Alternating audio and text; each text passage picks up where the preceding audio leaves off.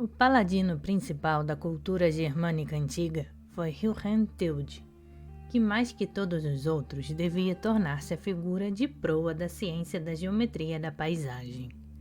Em seu grande livro, Germanische Heiligtümer, Santuários Alemães Antigos, publicado em 1929, anunciou a sua descoberta de alinhamentos, aos quais denominou Heiliglinien, linhas sagradas. Estas, segundo ele, baseavam-se em fenômenos astronômicos. No Teutoburger Wald, floresta, que é o coração místico da Alemanha, sítio de muitas façanhas legendárias e heróicas, Telde estudou as orientações das terraplenagens hexagonais irregulares de Reiskirch, em Osterholz.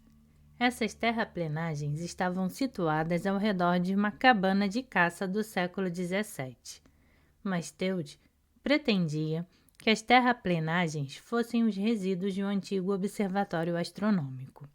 As orientações das terraplenagens foram testadas por astrônomos profissionais, que descobriram que elas foram alinhadas em suas posições segundo muitas características astronômicas em 1800 a.C. Heinz tomou a liberdade de discordar, afirmando que as formas das terraplenagens, embora antigas, estavam determinadas pela geometria sagrada. A Euleidline de Telde, que ligavam sítios significativos embora fossem primordialmente astronômicas, eram similares em conceito às linhas geométricas de Black e às leis de Watkins. A partir de uma terraplenagem qualquer mais antiga, Telde descobriu que devia existir pelo menos uma marca de orientação na forma de uma torre de relógio, situada ao longo do eixo norte-sul ou leste-oeste.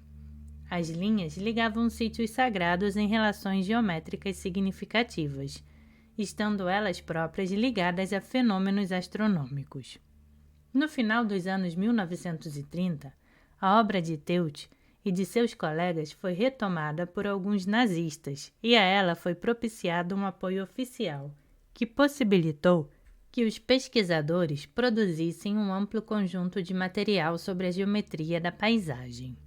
Joseph Henschen descobriu um vasto sistema interligado de alinhamentos e de figuras geométricas com distâncias e ângulos significativos, que cobriam seções amplas do Vale do Reno.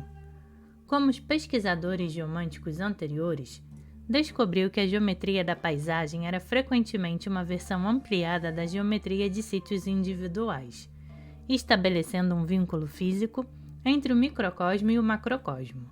Heinz viu a sua descoberta como um templo sagrado indestrutível da natureza, que era o contínuo da geometria sagrada em círculos e templos de pedras sem o esboço da paisagem. Com a destruição da Alemanha nazista, todas as pesquisas geomânticas alemãs cessaram. A obra de Telde e dos seus seguidores foi esquecida, até que os pesquisadores geomânticos ingleses a redescobriram nos anos 1970. Muito da obra de Heinz e de seus colegas tem saído agora em tradução inglesa e se transformou nos dados mais detalhados e mais convincentes coletados até agora. Uma nova geração de pesquisadores está agora estudando a geometria da paisagem. Em seu livro City of Revelation, John Mitchell revelou a existência de uma grande figura geométrica na Grã-Bretanha meridional.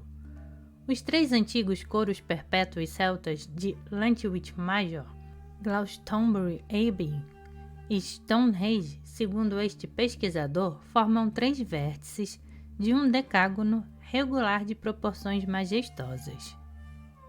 Existe um quarto vértice em Goring-on-Thames, onde havia antes um grande templo pagão na junção de muitas veredas importantes.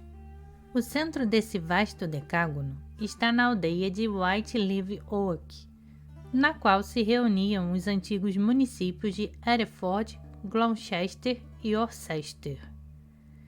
Esse decágono relaciona-se em ângulos e em distância a outros centros geomânticos da Grã-Bretanha, sobre os quais muito se tem escrito ultimamente.